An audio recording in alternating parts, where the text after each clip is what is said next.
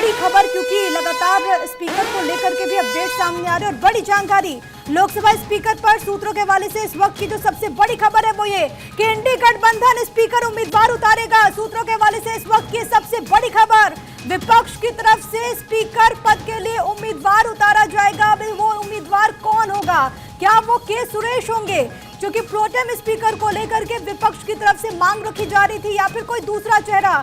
लेकिन इंडी गठबंधन स्पीकर उम्मीदवार अगर उतारेगा तो चुनाव की स्थिति होगी, और अगर चुनाव होते हैं तो देश के संसदीय इतिहास में पहली बार होगा जब स्पीकर पद के लिए इलेक्शन हो, क्योंकि इससे पहले सर्वसहमति से स्पीकर चयन की परंपरा देश ने देखी है। लेकिन अब जो सोर्सेस हमें जानकारी दे रहे हैं वो ये कि स्पीकर पद को लेकर के अभी तक कोई सहमति नहीं बनी है, और इसी के बाद अगर विपक्ष की तरफ से स्पीकर पद पर उम्मीदवार उतारा जाता है तो चुनाव यहां पर होगा।